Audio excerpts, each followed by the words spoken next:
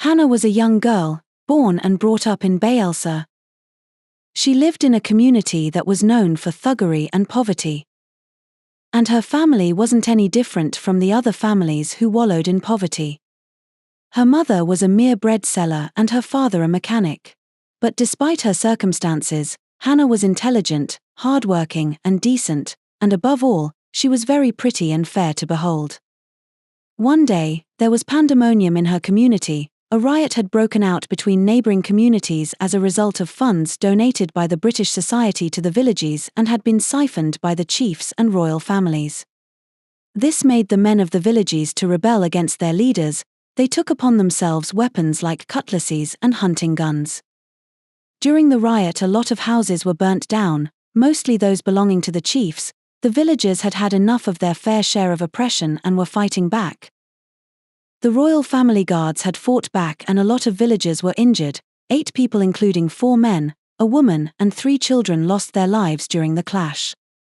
Hannah's father was one of the unfortunate villagers who lost their lives that day. It was a dark Sunday in Hannah's home as she tried to console her mother and only sibling Philip despite her broken heart. Months later, things became even tougher for Hannah and her family. Every night following her father's death, her mother will stay up at night crying. Have I not suffered enough? Now you have to take my husband. How do I take care of these children?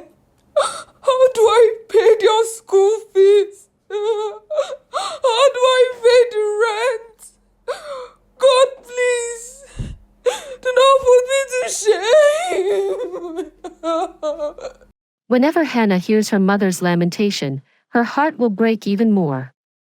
She started to assist her mother more at her food joint while preparing for her senior school leaving certificate. It was difficult for Hannah to keep up, but she had made up her mind to support her mother and also excel. On some days, Hannah would spend more time in school after closing hours to prepare for her exams, and it was during one of these days that her teacher, Mr. Boma, approached her.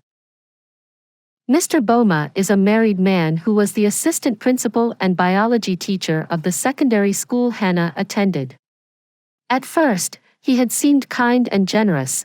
He would inquire about her mother's well-being and extend his sympathy for the loss of her father and offer her food when she was studying after school hours.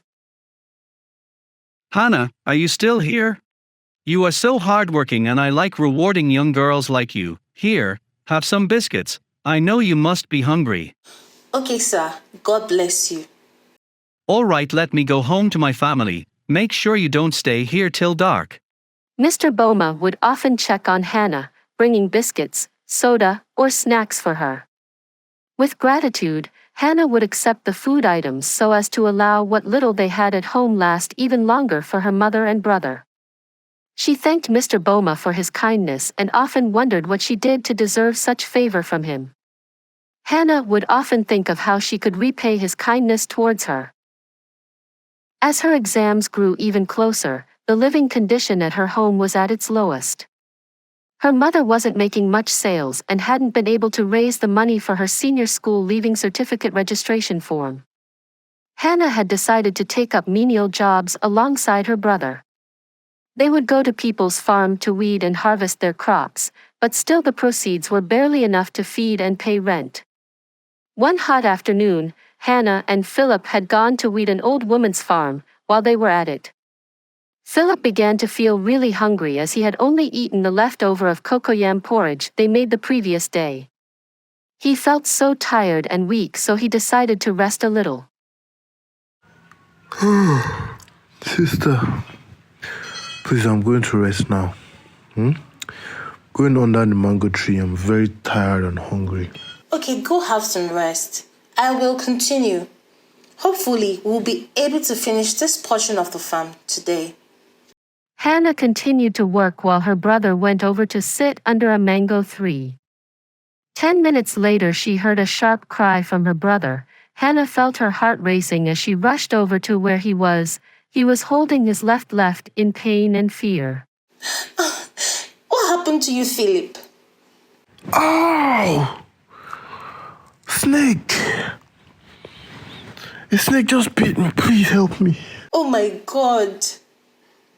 What do we do? There was no one around to aid them, so she swung into action. She was determined not to lose another family member, and she would rather die before that happens to Philip. She quickly tore the hem of her skirt and tied it firmly on his knee, and then she placed her lips on the bite and tried to suck out the venom. Hannah had no idea of what she was doing, but she had heard people speak about it as the course of action to take when an incident like this occurred. She kept on sucking until she was sure she had extracted something out of his legs. She spat out the venom and quickly rinsed her mouth thoroughly and supported her brother as they both went to seek help. Thankfully, Philip was able to get the help he needed from the community health center. But that was the last day they ever went to work for people in the farm. Now, with no money for her senior school certificate exam, she decided to seek the help of Mr. Boma. He is a nice man, she said to herself. I will ask Mr. Boma for help and surely he will support me. The next day was a Thursday. So, as she often does, she waited behind in the classroom to study and also, in hopes to seek the help of Mr. Boma. As she studied, she thought of her father and wished he was alive. She brought out a piece of cloth to clean the tears running down her cheeks before they dampened her notebook. She was startled by the entrance of Mr. Boma into the quiet classroom. Oh Hannah, why are you crying? I have told you several times that if you ever have a problem, come to me. I am here for you. Please, sir. I want to ask you for a favor. Sir, I am yet to pay for my exams registration. Please, sir. I would be grateful if you can borrow me the money. Please, I beg you, sir. I can come and wash for you or clean your compound every morning, sir. I can't afford the fees at the moment, and the deadline, it's fast approaching. Okay, I will give you the money. Oh my God, I'm so grateful. Thank you, sir. Thank you, Mr. Boma. God bless you so much for what you've done for me. Hannah fell to her knees and thanked him. Mr. Boma has been sent by God and she was grateful.